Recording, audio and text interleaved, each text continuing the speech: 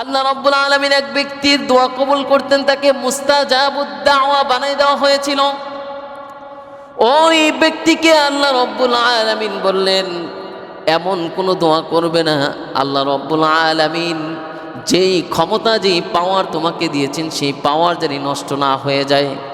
কিন্তু এই ব্যক্তি একদিন মূসা আলাইহিস সালাতু ওয়াস সালামের জন্য বরদোয়া করেছিলেন। আল্লাহ রাব্বুল আলামিন বলেছেন, এমন কাজ করবে না যেই কাজের জন্য তোমাকে আমি তোমার নিয়ামতটুকু নিয়ে যাব। তুমি যা দোয়া করেছিলে, ওই ব্যক্তি দোয়া করেছিল আমার স্ত্রীর চেহারাকে আপনি সুন্দর করে দিন, সেই ব্যক্তি দোয়া কবুল হয়েছিল। কিন্তু এমন একটা সময় এসেছে, সে এই দোয়া করার কারণে দোয়া কবুল হতো। অনেক মানুষ জানতো তার কাছে গেলেই দোয়া করলে সেই দোয়া কবুল হবে। তারপরে তাকে এমন সম্পদের লোভ দেখিয়েছিলেন যে তুমি মূসা আলাইহিস সালাতু ওয়াস সালামের বিপরীতে দোয়া করো, সেদিন ধ্বংস হয়ে যায়। আল্লাহ রাব্বুল আলামিন বলেছেন, মূসা আমার নবী, তোমাকে আমি দয়া করেছি তোমার দোয়া কবুল হয়, কিন্তু তুমি এই জবান থেকে এমন কোনো দোয়া করবে না যেই জবানের দোয়া চিরতরে বন্ধ হয়ে যাবে, আমি আর কবুল করব না। আল্লাহ রাব্বুল আলামিন এর কথাকে অমান্য করেছিলেন। আল্লাহ রাব্বুল আলামিন এত বড় নিয়ামত দেওয়ার পরেও সেই নিয়ামতকে আবার ছিনিয়ে নিয়েছেন। এক আল্লাহওয়ালা ব্যক্তির কাছে একজন এসেছিলেন যে আমি যে ইবাদত করি, এই ইবাদত আল্লাহ রাব্বুল আলামিনের কাছে কবুল হয় এটা কিভাবে বুঝবো? তখন সে উত্তর দিয়েছিলেন যে তুমি যদি মনে করো এই যে জুমা পড়ে গিয়েছো, এই জুমা নামাজ পড়ার পরে কিছুক্ষণ পরে যখন আসরের সময় হবে, আবার যখন তুমি রব্বে কারিমের ডাকে সাড়া দিয়ে আসরের নামাজ পড়তে জামাতে শামিল হবে, তখন তুমি মনে করে নিবে তোমার সেই জুমার নামাজকে আল্লাহ তাআলা কবুল করে নিয়েছেন। যখন তুমি মনে করবে মাহে রমজান, দীর্ঘ একটি মাস রমজানের রোজা রেখেছি, এখন আবার শাওয়াল মাস শুরু হয়েছে, এখানে রোজা শেষ হয়নি, বরং আরও 6টি রোজা রাখলে সারা বছর রোজা রাখার সওয়াব দিবেন। সে রব্বে কারিম যদি আপনাকে আরও এই 6টা রোজা এই মাসে রাখার তৌফিক দেয়, তাহলে আপনি মনে করবেন মাহে রমজানের 6টা রোজা আল্লাহ রাব্বুল আলামিন যেমনিভাবে আপনার জন্য কবুল করেছেন, সারা মাসের রোজা রেখেছেন, এখন আবার শাওয়াল মাসের রোজা রাখার জন্য আল্লাহ রাব্বুল আলামিন এত সুন্দর একটা মজলিসে আপনাকে এনেছেন এবং রাখবেন। এই আশা যে আপনি করেছেন, নিয়ত যে আপনি করেছেন, এই জন্য আপনি বুঝে নেবেন মাহে রমজানের 30টা রোজাও আল্লাহ তাআলা কবুল করে নিয়েছেন, বলে সুবহানাল্লাহ।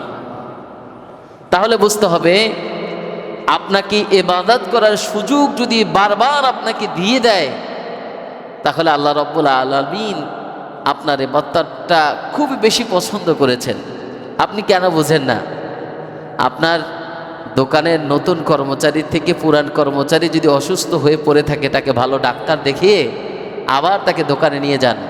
আবার যদি এমন হয় যে বিশ্বস্ত একজন মানুষ দীর্ঘদিন আপনার বাড়িতে ছিলেন, কিন্তু কোনো একটা কারণে, তার সমস্যার কারণে সে আবার চলে গিয়েছিলেন, কোনো একটা সময় যদি এমন হয় যে আবার আপনার কাছে এসে বললেন আমার সেই সমস্যাগুলি চলে গিয়েছেন, আপনি কি আমাকে আবার রাখবেন? ঠিক যেমনিভাবে আপনি তাকে প্রাধান্য দেন ওই নতুনের চাইতে পুরাতন ব্যক্তিকে, কেননা এই ব্যক্তি দীর্ঘ 20 বছর আপনার সাথে ছিলেন এবং আপনি দেখেছেন এর মতো তাকওয়াবান, এর মতো বিশ্বস্ত মানুষ আপনি আর পান নাই। এরপরেও আপনি বলবেন হ্যাঁ, দরকার হলে আমার নতুন মানুষ বাদ দেব, তারপর তোমাকেই আমার প্রয়োজন। এই জন্য সম্মানিত ভাইরা আমার, আপনাকে বুঝতে হবে মাহে রমজানের 30টা রোজা আপনি রেখেছিলেন, সেটা চলে গিয়েছে, শাওয়াল মাস শুরু হয়েছে। আপনাকে যদি এই 6টা রোজা রাখার মতো ক্ষমতা রব্বে কারিম আপনাকে দিয়ে দেয়, তাহলে সারা বছর এই নফল ইবাদত, এই সারা বছর রোজা রাখার সব বান্দার আমলনামায় আল্লাহ তাআলা দিয়ে দিবেন, বলে সুবহানাল্লাহ। তাহলে আমরা কি এই শাওয়াল মাসের রোজাগুলি রাখতে পারবো ইনশাআল্লাহ? আল্লাহ তাআলা আমাদেরকে কবুল করুক, সকলে বলে আমিন। আমরা মাহে রমজান কাটিয়েছি, ঈদুল ফিতর কাটিয়েছি, এখন এসেছি এই ঈদুল ফিতরের সর্বপ্রথম জুমা পড়ার জন্য। এখন আমরা যেটা করব, যেই কাজগুলি আমাদেরকে করতে হবে যেই কাজগুলি আমাদেরকে জীবনের সাথে বাস্তবায়ন করে রাখতে হবে, এমন কিছু কাজের কথা আজকে আমরা শুনব। যে আমলগুলি করলে মাহে রমজান থেকে যে শিক্ষা দীক্ষা, যে আমল আমরা করেছিলাম, এই আমলগুলো আমরা আর ছাড়ব না। এমন কিছু কর্মের কথা, কিছু কাজের কথা আজকে বলবো।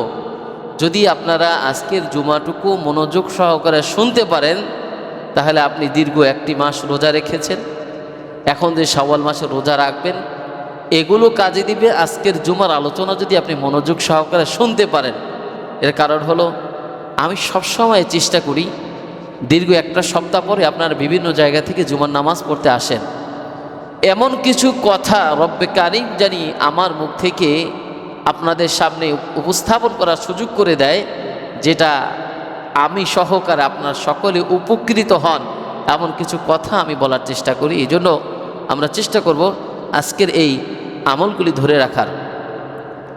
একটু মনে রাখবেন, মনোযোগ দেবেন, তাহলে ইনশাআল্লাহ যে কয়টা আমল মনে থাকবে, এতে দ্বারা আপনি কামিয়াবি হাসিল করতে পারবেন। যেহেতু সব কথা আজকের মনে আপনার নাও থাকতে পারে, এই জন্য যতটুকু কথা, যেই কথাটা আপনার মনে থাকে, এই কথার উপরে আজকে আমল করার চেষ্টা করবেন। আর দেরি না করে সরাসরি আমি আপনাদের সামনে পবিত্র কোরআনে হাকিম থেকে একটি আয়াত তেলাওয়াত করেছি। সূরা হুজরাত, পবিত্র কোরআনের 49 নম্বর সূরা হুজরাতের 13 নম্বর আয়াত, এবং আল্লাহ রাসূলের অসংখ্য অমীয় বাণী থেকে একটি হাদিস আপনাদের সামনে উপস্থাপন করেছি। এই আয়াত এবং হাদিসের আলোকে কিছু গুরুত্বপূর্ণ তথ্য আপনাদের সাথে শেয়ার করব, যেগুলি আপনাদের এই মাহে রমজানকে কেন্দ্র করে আপনারা যে আমলগুলি করেছিলেন, আপনারা ঈদ উল ফিতরে যে আমলগুলি করেছেন, এগুলো আপনারা জীবনে বাস্তবায়ন করলে ইনশাআল্লাহ ভালো কামিয়াবি আপনাদের হাসিল হবে ইনশাআল্লাহ। আমরা সূরা হুজরাতের যে আয়াতটি আপনাদের সামনে তেলাওয়াত করেছি, এখানে আল্লাহ রাব্বুল আলামিন বলেছেন, ইয়া আইয়ুহান নাস ইন্না খলাকনাকুম মিন যাকারিন ওয়া উনসা ওয়া জাআলনাকুম শুউবান ওয়া ক্বাবাইলা লিতাআরাফু। বান্দা, আমি তোমাদেরকে এক নারী এবং এক পুরুষ থেকে সৃষ্টি করেছি, তোমাদের বিভিন্ন জাতিতে, বিভিন্ন গোত্রে তোমাদেরকে বিভক্ত করে দিয়েছি, যাতে তোমরা সকলে পরিচিত লাভ করতে পারো, পরিচিত হতে পারো। ইন্না আকরামাকুম ইনদাল্লাহি আতকাকুম, তোমরা কি জানো তোমাদের ভিতরে সম্মানিত ব্যক্তি কারা, কে অধিক মর্যাদা সম্পূর্ণ? আতকাকুম, সে হলো এই যে অধিক তাকওয়াবান, যেটা আমরা রমজানে অর্জন করেছি, লাআল্লাকুম তাত্তাকুন। আপনি কিন্তু আমল নিজেই অর্জন করেছেন, এই জন্যই আপনাকে রিমাইন্ডার দিচ্ছি, আপনি অধিক মর্যাদাবান। এই কথা আমার কথা নয়, আজকের আয়াতের কথা। ইন্না আকরামাকুম ইনদাল্লাহি আতকাকুম, বান্দা তোমরা কি জানো তোমাদের ভিতরে এই যে যত মানুষ উপস্থিত হয়েছে, এই মানুষের ভিতরে অধিক মর্যাদা সম্পন্ন ব্যক্তি কে? আপনি বলবেন আমি না, আমি না। ইন্না আকরামাকুম ইনদাল্লাহি আতকাকুম, এই গুণটা, এই তাকওয়ার মর্যাদা, তাকওয়াবান যে ওই ব্যক্তি আল্লাহ রাব্বুল আলামিনের কাছে অধিক মর্যাদা সম্পন্ন। ইন্নাল্লাহা আলিমুন খবীর, এটা তুমি বললেও কি না বললেও কি, এটা আল্লাহ তাআলা ভালো জানেন। এ হলো আজকের আয়াতের অনুবাদ। আল্লাহ রাসূল সাল্লাল্লাহু আলাইহি ওয়াসাল্লামের যে হাদিসই আপনাদের সামনে বলেছি, মান সামা রমাদান সুম্মা আতবাআহু সিত্তাম মিন শাওয়াল কানা কাসিয়ামিদ দাহর, যে ব্যক্তি রমজানের রোজা রাখার পরে শাওয়াল মাসের এই 6টি রোজা রাখবে, আল্লাহ রাব্বুল আলামিন তার সারা বছর রোজা রাখা সব বান্দার আমলনামায় দিয়ে দিবেন, বলে সুবহানাল্লাহ। আসুন তাহলে আমরা আলোচনায় প্রবেশ করি। আজকে আয়াত এবং হাদিসের কথা বললাম, এখন আসুন যে আমলগুলি আমাদের করণীয়। নাম্বার 1, রমজানের পরে আমরা আমাদের আমলগুলি নষ্ট করে দিব না। এই কথা আল্লাহ রাব্বুল আলামিন পবিত্র কোরআনের 16 নম্বর সূরা নাহলের 92 নম্বর আয়াতে আল্লাহ তাআলা জানিয়ে দিলেন, ওয়ালা তাকুনু কাল্লাযীনা ক্বাদাত গাসলাহা মিন বা'দি কুওয়াতিন আনকাসা। আল্লাহ রাব্বুল আলামিন জানিয়ে দিলেন, বান্দারে ওই মহিলার মতো হয়ো না, যেই মহিলা মোটা রশিকে পাকা করে বেঁধে আবার কেটে ফেলেছে, ছিঁড়ে ফেলেছে। তাহলে একটি রশি মোটা করে বেঁধে যখন রশিটা ছিল না, রশিটাকে আপনাকে বাঁধতে হয়েছে, মোটা করে এটাকে গুছিয়ে রাখতে হয়েছে। আবার এটাকে যখন দড়ি রূপে আপনি করলেন, সেটাকে আবার আপনি যদি ছিঁড়ে ফেলেন, তাহলে পরিপূর্ণ কষ্টটাই আপনার বৃথা হয়ে গিয়েছে। এই জন্য আল্লাহ রাব্বুল আলামিন জানিয়ে দিলেন, তোমরা ওই মহিলার মতো হবে না যে তার রশিগুলি নষ্ট করে ফেলেছে। তোমরা মাহে রমজান পেয়েছিলে, দীর্ঘ একটা মাস তোমরা আমল করেছিলে, কিন্তু এই আমলটা এমনভাবে বরবাদ করে দিবে না, পুরা মাসের আমলগুলি জানি তোমার এই কাজের কারণে নষ্ট হয়ে যায়, এমন কোনো কাজ তোমরা করবে না। 2 নাম্বার আল্লাহ রাব্বুল আলামিন বললেন, বান্দারে ওই ব্যক্তির মতো হবে না যাকে ঈমান দেওয়া হয়েছিল, যাকে আল্লাহ রাব্বুল আলামিনের পক্ষ থেকে সুন্দর একটা পথ বাছাই করে দেওয়া হয়েছে, এরপরে নিজে পথটা নষ্ট করে ফেলেছে, পথ ভ্রষ্টতার দাবি করেছে। আল্লাহ রাব্বুল আলামিন বলেন, ওয়াতলু আলাইহিম নাবাআল্লাযী আতাইনাহু আয়াতিনা ফানসালাখা মিনহা ফাআতবাআহু আশ-শাইতান। আল্লাহ রাব্বুল আলামিন এক ব্যক্তির দোয়া কবুল করতেন, তাকে মুস্তাজাবুদ দাওয়া বানাই দেওয়া হয়েছিল।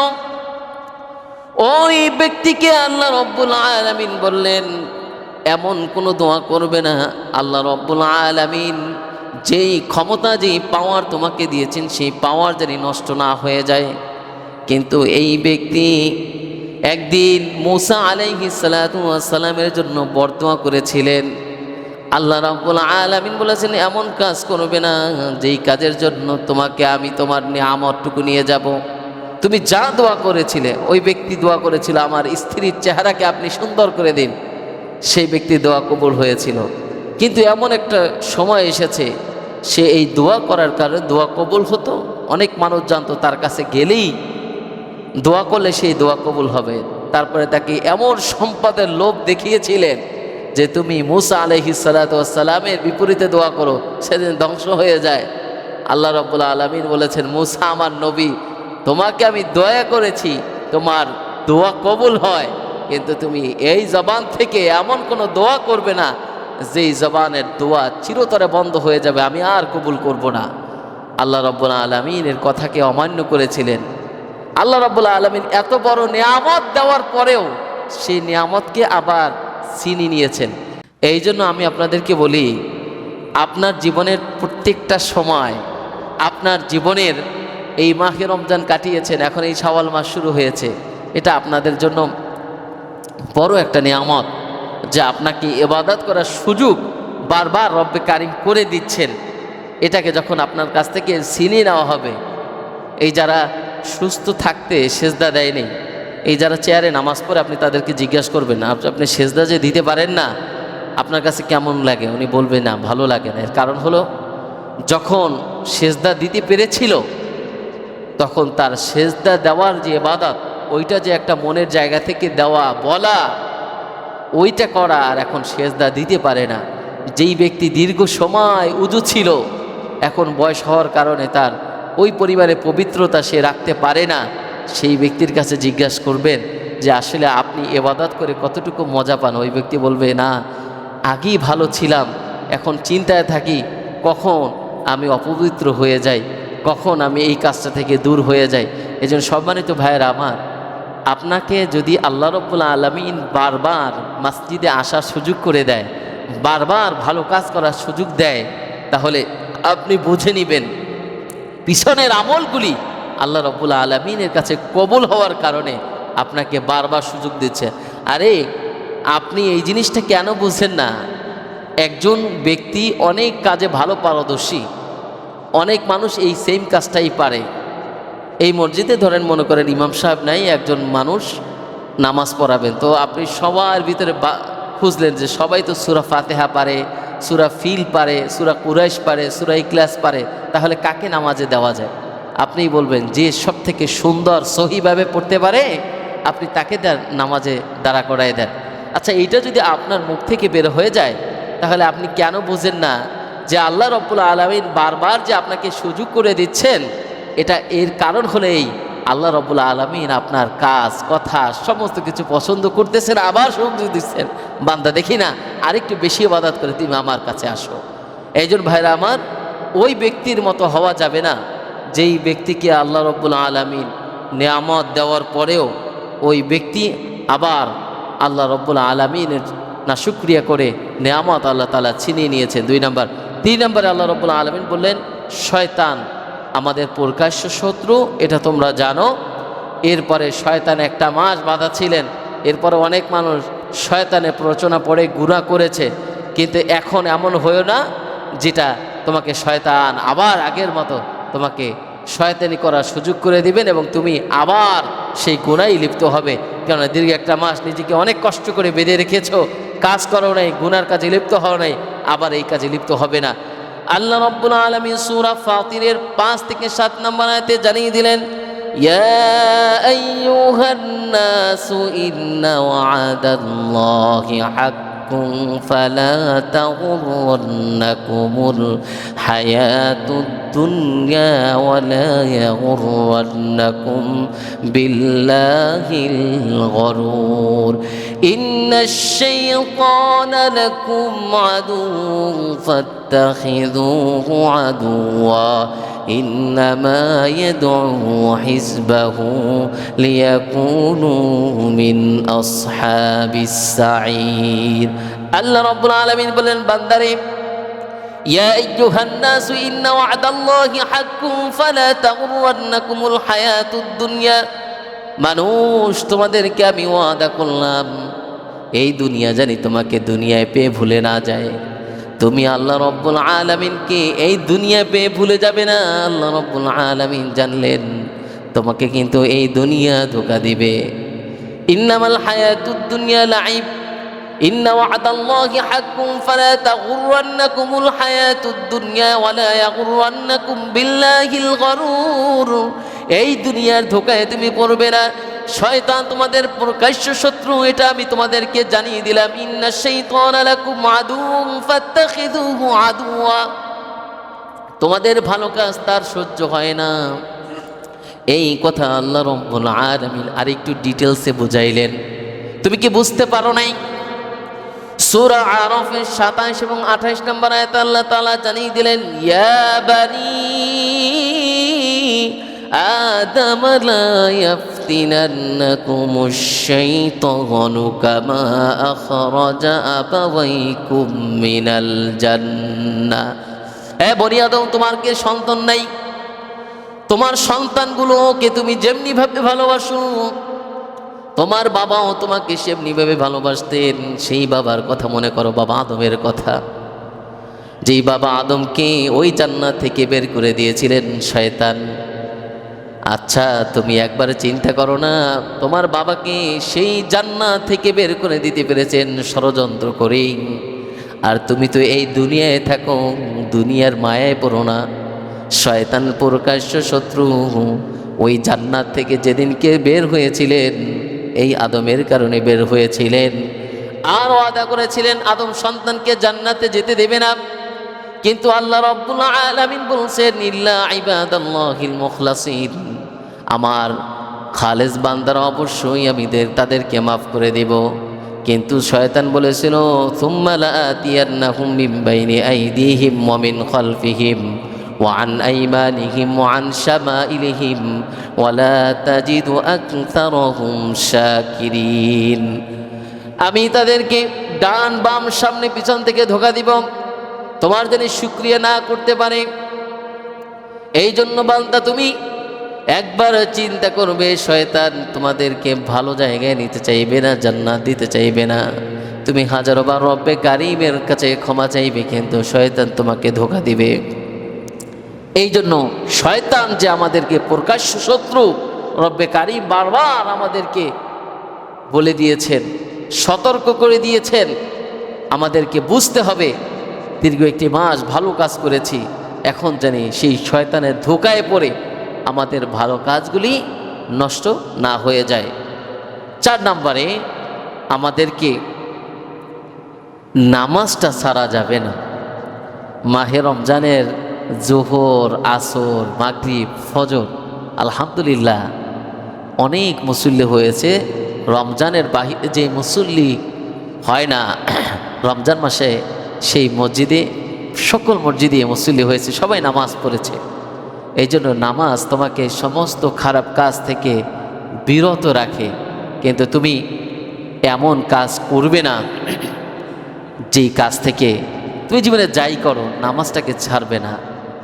তুমি দেখবে আস্তে আস্তে নামাজ তোমাকে এমন একটা জায়গায় নিবে যেটা তুমি কল্পনাই করতে পারবে না। আজ থেকে 20 বছর 15 বছর আগে যারা নামাজ পড়ে নেয়, এখন যারা নামাজ পড়ে আপনি তাদেরকে দেখেন তো একটু, এই বানুরিপাড়া বাজারেই দেখেন তো, আজ থেকে 15 বছর আগে, 10 বছর আগে বা 5 বছর আগে যারা আসলেও নামাজি ছিল না, এখন নামাজ পড়তে পড়তে এমন হয়েছে আপনি তাদেরকে দেখেও বুঝবেন না আসলে এই মানুষটাই কি একটা সময় এতই খারাপ ছিল, এই মানুষটা কি একটা সময় মসজিদেই তো আসে নাই, তাহলে সেই মানুষটা আজকে কতটা পরিবর্তন। আপনি তাকে জিজ্ঞেস করবেন, ভাই এত পরিবর্তন হওয়ার পিছনে আপনার মূল কারণ কি?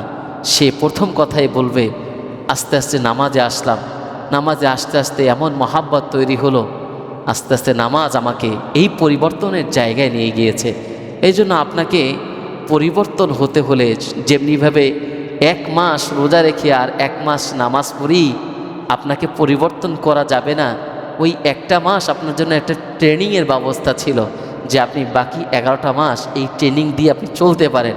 এজন্য ওই মাহে রমজানে যেমনিভাবে মুসল্লি ভরপুর ছিল প্রত্যেকটা মসজিদে, জোহর আসর ফজর, এই সময়গুলোতে আপনাকে নিতে হবে মাহে রমজানে তো আমি পড়েছি, এটা দিয়ে আমি শুরু করেছি, ওটা দিয়ে আমার স্টার্ট, এখন বাকি 11টা মাস ঠিক এই 1 মাসের মতো জীবন যাপন করতে হবে। এই বিষয়টা আপনাকে নিতে হবে যে মাহে রমজানে আমি কি করেছিলাম, ওই কাজটাকেই আমি সেম 11টা মাস করব। এটা হলো আপনার এই শাওয়াল মাস থেকে শুরু করতে হবে। মাহে রমজান গেছে রোজা, শাওয়াল মাস থেকে রোজা শুরু করবেন, নামাজ শুরু করবেন, এর কোরআন পড়া শুরু করবেন, তাসবিহ তাহলিল পড়া শুরু করবেন, এটা শুরু হয়ে যাবে। রমজান গেছে, শাওয়াল শুরু হয়েছে, আবার আর একটা সাইডের আমল শুরু হয়ে গিয়েছে। এরপরে আপনি আসুন কোরআন তেলাওয়াত। এই বিষয়টা আমি আপনাদেরকে বলতে বাধ্য করতেছি, এর কারণ হলো আমি 27শে কদরের রাতে যখন দোয়া করি, অসংখ্য অগণিত মানুষ বলেছেন, হুজুর আমার 1 খতম আছে, বাসায় 2 খতম আছে, 4 খতম পড়েছি, মোট 5 খতমের জন্য দোয়া করেন। এই কথাগুলি অনেকে বলেছেন। একটা মাসে যদি আপনি 2 খতম, 3 খতম, 4 খতম দিতে পারেন, আমি তো দেখি না পুরা বছরে আপনি 1 খতম দিয়েছেন। তাহলে ওই মাহে রমজানে যদি আপনি একটা মাসে সুন্দরভাবে পড়ে, যে পড়ে না সেও নাকি 1 খতম দিয়ে ফেলছে, যে পড়ে না সেও মোটামুটি আলহামদুলিল্লাহ প্রতিনিয়ত কোরআন পড়েছে, তাহলে মাহে রমজানে আপনি খতম দিয়েছেন, ওই মাসটা মাস, বাকি 11 মাস নয়, বাকি মাসটা কি আমলের মাস না? ওই মাহে রমজানকে আপনি কোরআন তেলাওয়াতের জন্য নির্ধারণ করেছেন, বাকি 11টা মাস কি করেছেন? এই জন্য প্রতিনিয়ত আপনি নামাজে, অনেকে এসে হয়তো 2 রাকাত নামাজ পড়েন, কিন্তু যারা আসেন তারা এমন হয় না আপনার বসে আছেন, বসে না থেকে আপনি 1 পৃষ্ঠা করে পড়েন না। 5 ওয়াক্ত নামাজ আপনার তো 5 পৃষ্ঠা হয়ে যায় এমনিতেই, তাহলে এটা হিফজ কোরআন শরীফে 20 পৃষ্ঠা থাকে, তাহলে আপনার দেখা যায় আপনি 20 পৃষ্ঠা প্রতিনিয়ত যদি আপনি এরকম 1 পৃষ্ঠা করে 5 ওয়াক্ত নামাজে 5 পৃষ্ঠা পড়েন, তাহলে আপনি দেখেন তো আপনার 20 পৃষ্ঠা শেষ হয়ে যাবে কয়দিনের ভিতরে। এরপরে 1 পারা 2 পারা এরকম করতে করতে আপনি পুরো বছরে আলহামদুলিল্লাহ ইচ্ছা চাইলেই 5-6 খতম 10 খতম দিতে পারেন। আমি আপনাকে অত খতমের কথা বলবো না, আপনি অন্ততপক্ষে টার্গেট নেন যে পুরো রমজানেই যদি আমি 2 খতম দিতে পারি, তাহলে সারা বছর আমি টার্গেট নিলাম 5 খতম দিব, সারা বছর আমি টার্গেট নিলাম 3 খতম দেব। এই কাজটা আপনি জারি রাখেন না ভাই। কোরআন তেলাওয়াত করেছেন, এখন দেখবেন অনেকের কোরআন এমন জায়গায় রেখেছেন 1 বছর পরে যেখান থেকে কোরআনটা বের করবে মনে হবে ওখানে 1 বছর কেউ এর হাতই দেয় নেই, মাকড়সা বাসা বেঁধেছে, এরকম একটা অবস্থান অনেক বাসায় দেখা যায়, কোরআনের কাছেই যায় না। তাহলে একটা মাস আপনি কোরআন দিয়ে নামাজ পড়লেন, আপনি তারাবি আদায় করলেন, আপনি সারাক্ষণ কোরআন পড়লেন, অনেকে কোরআনের তাফসির পড়লো, অনেকে অনুবাদ খোঁজার চেষ্টা করেছেন, তাহলে এই একটা মাস আপনার কী রইল? এখন তো ঠিকই শয়তান আপনাকে ধোঁকা দিচ্ছে, কোরআনের আশেপাশে আপনাকে নিচ্ছে না। কেন?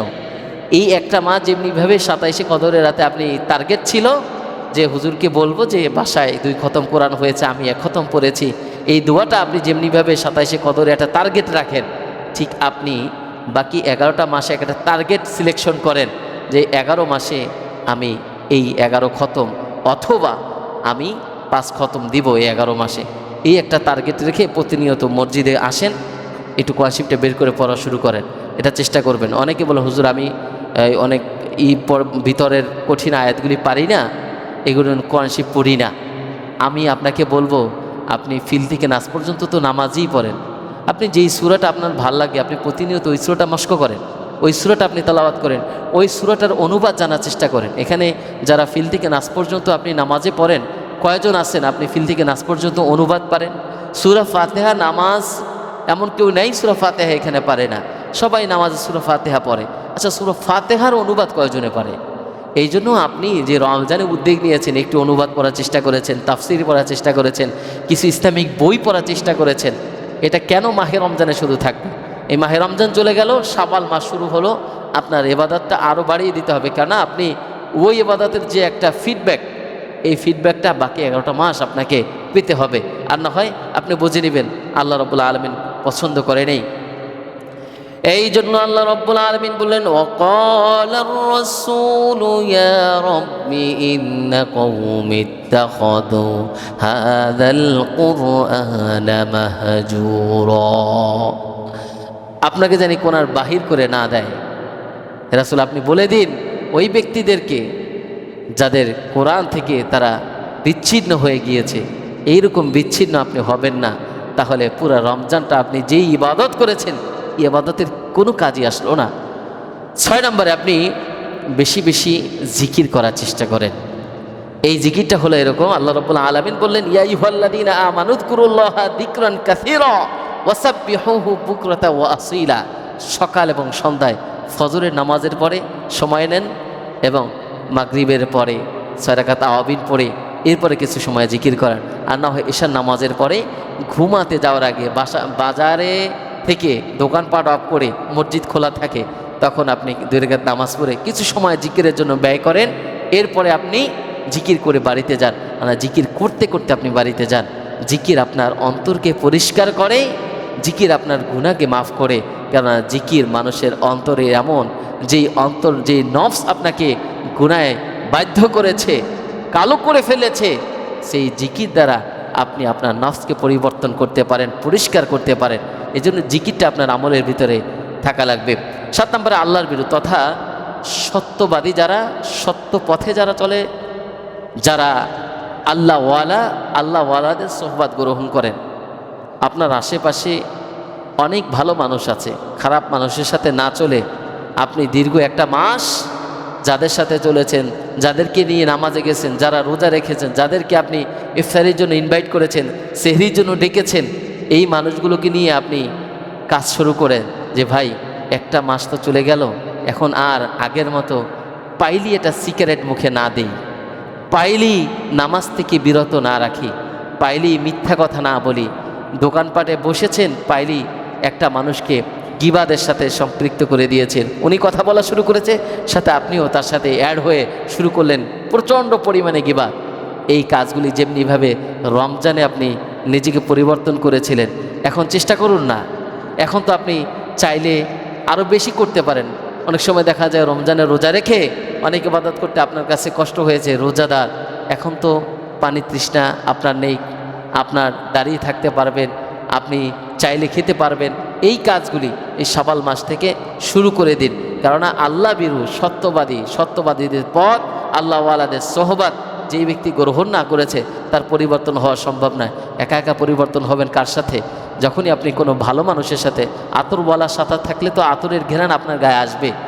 একটু হলেও ওই আতর কিনতে গেলেও তো লোক আতর দিয়ে দেয় যে দেখেন ভাই ঘ্রাণটা কেমন। এই ঘ্রাণটা আপনি যদি মনে করেন নাও কিনেন, এটা নিয়ে বাসায় গেলেও বলবে যে কি তুমি আতর কিনেছো, বলতেছে না আতর কিনি নেই, গিয়েছিলাম কেনার জন্য, কিন্তু ওই ব্যক্তি আতর দিয়ে দিয়েছে, সেই ঘ্রাণটা হয়তো এখন পর্যন্ত তুমি পাচ্ছ। এর মানে হলো আল্লাহওয়ালাদের সোহবাতে থাকলে গুনাহ হবে না, বরঞ্চ ওখান থেকে কিছু শিখতে পারবেন, কিছু নিতে পারবেন, পরিবর্তন হওয়ার সুযোগ থাকবে। এজন্য যেই মাসটা পেয়েছেন এই মাসটা পরিবর্তনের মাস ছিল। এখন সেই পরিবর্তন হওয়ার সুযোগে ওই সত্য কথা যারা বলেছিল, সত্য পথে যারা চলেছিল, আল্লাহকে ভয় যারা পেয়েছিলেন, আল্লাহ ভীরু মানুষের সাথে চলার চেষ্টা করেন। 8 নম্বরে আল্লাহ রাব্বুল আলামিন বলছেন, তোমরা কোরআনের আয়াতকে যারা অস্বীকার করে আর আখিরাতের প্রতি যাদের বিশ্বাস থাকে না, আল্লাহ রাব্বুল আলামিন তাদের পথকে, সত্য পথকে নষ্ট করে দিয়েছেন। এর কারণ হলো তোমাকে বিশ্বাস রাখতে হবে কোরআন সত্য, এই বাণী অনুসারে আমাদের চলতে হবে। আর আখেরাতকে বিশ্বাস করতে হবে। এমন একটা সময় আসবে যেই সময়কে তোমাকে হিসাবের কাঠগড়ায় দাঁড়াতে হবে। সেই হিসাব তো তুমি আমি দিতে পারবো না সহজে। কি করেছে এমন জীবন, যেই জীবন গঠন করে তুমি হিসাবের কাঠগড়ায় দাঁড়িয়ে সহজভাবে সাবলীলভাবে তোমার বিচারের কাঠগড়ায় তুমি বিচার কার্য পরিচালনা হবে। আর তুমি বলবে, হ্যাঁ আমি নামাজ পড়েছি, হ্যাঁ আমি রোজা রেখেছি, হ্যাঁ আমি সদকা করেছি, আমি যাকাত দিয়েছি। কেননা তোমার আমার যতটুকু আমল করি তার থেকে গুনাহ থাকে বেশি, তার থেকে ভুল থাকে বেশি। এই জন্য রব্বে কারিমকে বলা, রব্বে কারিম তুমি আমাদের ভুলগুলি শুধরিয়ে আমাকে আখেরাতের প্রতি কামিয়াবি দান করো, যেই আখেরাতে আমার বিচার সহজ হয়ে যায়, যেই আখেরাতে আমি যেন ভয় না পাই, যেখানে তুমি থাকবে আমার কাজগুলি সহজ হয়ে যাবে। এরকম রব্বে কারিমকে মোনাজাতে বলা। সর্বশেষ যেটি আমাদেরকে করতে হবে ভাইয়েরা আমার, ইবাদতের গুরুত্বটা বুঝতে হবে। আমি যা বললাম এই কোনো কাজে আসবে না যদি আমরা আমাদের জায়গা থেকে ইবাদত করেছি যেমনিভাবে, ওই ইবাদতটা একটা মাস করেছি, ওই ইবাদতটাই আবার আমাদের করতে হবে, শুধু এক মাস নয়। ইবাদতের গুরুত্বটা এরকম দিতে হবে। মাহে রমজানকে কেন্দ্র করে আমরা অনেকেই কিন্তু চেষ্টা করেছি যে যতটুকু করা প্রয়োজন অতটুকু আসলে করার চেষ্টা করি, এবং আমার ইবাদতটুকু যেন আল্লাহ তাআলার কাছে কবুল হয় এটা চেষ্টা করি। সেটা আপনি যাকাত হয়েছেন, আপনি ফিতরা দিয়েছেন, আপনি কাউকে সদকা করেছেন, অথবা কোনো রোজাদারকে ইফতারি করাইছেন, এটা আপনার একটা দিল থেকে করেছেন। কোনো ব্যক্তিকে যদি আপনি ইফতারিও করে থাকেন, খুব আনন্দ সহকারে করেছেন, ভাই আমি রোজা, আসো আমার সাথে ইফতারি করবে, এই কাজটা যেমনিভাবে আপনি খুব মনোযোগ সহকারে করেছেন, আপনি ইবাদতটা যদি এরকম মনোযোগ সহকারে না করতে পারেন, তাহলে এতক্ষণ যেই বিষয়গুলির উপর আলোচনা করলাম ধরে ধরে ধরে ধরে এগুলো কোনো কাজে আসবে না। কেননা আপনার দিল থেকে আগে চাইতে হবে, আপনাকে পরিবর্তন করার সুযোগ আগে নিতে হবে, আপনাকে পরিবর্তন হওয়ার একটা মন মানসিকতা তৈরি করতে হবে। আর না হয় আমি আপনাকে এই আধা ঘন্টা 1 ঘন্টা লেকচার দিয়ে পরিবর্তন করার সুযোগ আমি রাখি না। কেননা এরপরেই তো আপনি আবার বের হয়ে যাবেন, আপনার গুনাহ করার সুযোগ থাকবে, তখন আপনাকে আমি কই পাবো। এই জন্য সম্মানিত ভাইয়েরা, আগে দিল মন পরিষ্কার করেন, নরম করেন যে না আমি উদ্যোগ গ্রহণ করেছি, একটি মাস যখন পেরেছি বাকি মাসগুলোও পাবো। তার আজকের জুমার থেকে আমরা কি শিখলাম, এই শিক্ষাগুলো বলেই আমাদের আজকের জুমার আলোচনা শেষ করতে যাচ্ছি। শিক্ষা 1 নাম্বার যেটা হলো, আমাদের সিয়াম আমাদেরকে সুন্দর একটি সময় দিয়ে গিয়েছিলেন, যেই সময়ে আমরা পেয়ে অনেক আনন্দিত হয়েছিলাম, চলে গিয়েছেন। এই সময়ের জন্য আফসোস, যেমনিভাবে ওয়াল আসরি ইন্নাল ইনসানা লাফি খুসর, সময়ের কসম দিয়ে আল্লাহ রাব্বুল আলামিন বলেছিলেন সময়ের গুরুত্বটা অনেক। আজকে চাইলেও আপনি মাহে রমজানের সেই রমজান মাসটা ফিরিয়ে আনতে পারবেন না। ঠিক জীবনের এমন কিছু সময় চলে যাচ্ছে আপনার জীবন থেকে, আমার জীবন থেকে, চাইলে আর ফিরিয়ে আনা সম্ভব নয়। এই জন্য ওই সময়ের গুরুত্ব দিতে হবে। 2 নম্বর, সিয়াম আমাদেরকে ধৈর্যশীল হওয়ার একটা সুযোগ করে দিয়েছিলেন। পর্যাপ্ত পরিমাণ ধৈর্যশীল ছিলেন, সেটা আপনার খাবারের দিক থেকে হোক, কথার দিক থেকে হোক, চলা বলার সমস্ত দিক থেকে আপনি এটা মেনটেন করেছিলেন যে আমি কিন্তু রোজাদার। এটা ছিল আপনার একটা কথার ভিতরে, আপনি ছিলেন এরকম যে আমি যতই তৃষ্ণার্ত হই না কেন, 4টা বেজে গিয়েছে, এখন রোজা ভাঙা যাবে না, কেউ না দেখলেও আর এটা করা যাবে না। এটা আপনার ধৈর্যের একটা পরীক্ষা ছিল, এটা আপনি সফল হয়েছেন। এটা দ্বারা আপনার পুরো মাস সফল হতে হবে, বছর সফল হতে হবে। কিয়ামুল লাইলের একটা শিক্ষা আপনাদেরকে দিয়ে গিয়েছিলেন, সে কিয়ামুল লাইল এখন বরবাদ করা যাবে না। সেটা আপনি সেহরি খেতে উঠেছিলেন, 2 রাকাত নামাজ আপনি পড়েছিলেন, এখন ফজরের নামাজে উঠবেন, ফজরের নামাজের আগে উঠবেন, উঠে জানি আপনি 2 রাকাত নামাজ পড়তে পারেন, এরপরে আজান দিবে, এরকম একটা সময় আপনি মসজিদে আসবেন। এটা আপনাকে শিক্ষা গ্রহণ করতে হবে। চাইলে আপনি 5 ওয়াক্ত নামাজ যে আপনি জামাতে পড়তে পারেন, এটা রমজান মাস আসলে বোঝা যায় যে অনেকেই চাইলে নামাজ আদায় করতে পারে। নামাজটাকে নিয়ে আর এরকম করবেন না প্লিজ। এইটা হলো আপনাকে পরিবর্তন হওয়ার ইবাদতে অন্যতম একটা মাধ্যম হলো নামাজ। এই জন্য আপনার চাইলে যে 5 ওয়াক্ত নামাজ জামাতে আদায় করতে পারেন, এটা হলো রমজান আমি দেখেছি, অনেকেই দেখেছি চাইলে উনি পারে। তাহলে আপনি ওই সময় পেরেছেন, এখনও পারবেন, এটা আমি বিশ্বাস করি। এটা আপনি এখন থেকে এই শাওয়াল মাস থেকেই শুরু করে দেবেন ইনশাল্লাহ।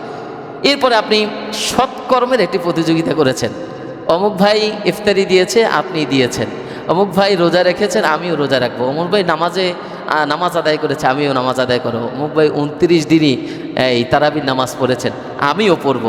এই যে একটা প্রতিযোগিতার মেন্টালিটি ছিল মাহে রমজানে, এটা ছোট বাচ্চাদের ভিতরে ছিল। ছোট বাচ্চারাও দেখবেন যে অমুকে 6টা রেখেছে, আমি 10টা রাখবো, অমুকে বলছে আমি 10টা রেখেছি, তাই আমি 20টা রাখবো। এই প্রতিযোগিতা যেমনিভাবে মাহে রমজানে ছিল, এই পুরা বছরটা এরকম রাখতে হবে না। প্রতিযোগিতা, ভালো কাজের প্রতিযোগিতা যত বেশি করা যায়। এরপরে কোরআন নিয়ে গবেষণা, আফালা ইয়াতাদাব্বারুনা আল কুরআন আম আলা কুলুবিন আকফালুহা। আপনি এই কোরআন নিয়ে গবেষণা শুরু করে দেন। এই কোরআন আপনাকে চাইলে আপনার দিল মন নরম করে আপনাকে পরিবর্তনের জায়গা বেছে দিতে পারে। এই জন্য কোরআন পড়া এবং কোরআন গবেষণা করা ছাড়া যাবে না। শুধু পড়লেই হবে না, কোরআনের ভিতরে কি আছে এটা আপনাকে বুঝতে হবে। আপনি পড়ে অনুবাদ বুঝলেন না, এটা আপনাকে ফিল করতে হবে। ইহদিনাস সিরাতাল মুস্তাকিম অর্থ কি, সিরাতাল্লাযীনা আনআমতা আলাইহিম অর্থ কি, ইয়্যাকা না'বুদু ওয়া ইয়্যাকা নাস্তাঈন অর্থ কি।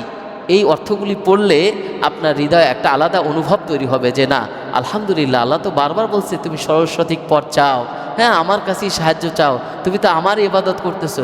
এই কথাগুলি যখন আপনি বারবার পড়বেন তখন আপনার ভালো লাগা কাজ করবে। আল্লাহ, আমি তো তোমার কাছেই চাইবো না, আমি ছাড়া তো আমি যে চাইবো কার কাছেই চাইবো, তুমি ছাড়া তো আমার কেউ নেই, এই জন্য তোমার কাছেই চাই আল্লাহ।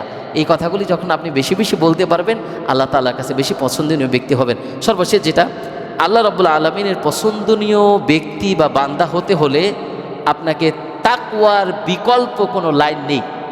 আপনি রব্বে কারিমের পছন্দনীয় বান্দা হতে হলে তাকওয়ার বিকল্প কোনো আমল আপনার জীবনে আপনি নেই। এই জন্য তাকওয়া ছাড়া আপনাকে পরিপূর্ণ হওয়া যাবে না, তাকওয়া ছাড়া আপনি সফল হতে পারবেন না। যেমনিভাবে রমজান আপনাকে তাকওয়া শিখিয়েছে, ঠিক তেমনিভাবে পুরা মাসটা আপনাকে আল্লাহ রাব্বুল আলামিনের হুকুম অনুসারে চলেছিলেন। এই রমজানকে কেন্দ্র করে আপনি এখন রমজান শেষ, এখন কিন্তু আপনার চাইলে সেই তাকওয়ার নীতিতে চলতে পারেন। আপনি বাকি 11টি মাস আপনার তাকওয়ার নীতি অবলম্বন করে আল্লাহ রাব্বুল আলামিনের প্রিয় বান্দা হিসাবে নিজেকে তৈরি করুন। আসুন মাহে রমজান থেকে যা পেলাম আর যা দিয়ে গিয়েছে, আমরা এই জায়গা থেকে আল্লাহ রাব্বুল আলামিন, রমজান চলে গেছে, কি হয়েছে, শাওয়াল মাস শুরু হয়েছে, আবার রমজান শুরু হয়ে গেছে। এই শাওয়াল মাসের রোজা থেকেই শুরু করি, জানি আমরা আবার নিজেকে দাঁড়া করাতে পারি আমলের জায়গায়। আল্লাহ রাব্বুল আলামিন আমাকে সহকারে আপনাদেরকে শাওয়াল মাসের রোজা সহকারে আমলগুলি আবার জিন্দা করে সুন্দর একটি জীবন গঠন করা তৌফিক দান করুক, আমিন। ওয়া আখির দাওয়ানা আলহামদুলিল্লাহি রাব্বিল আলামিন।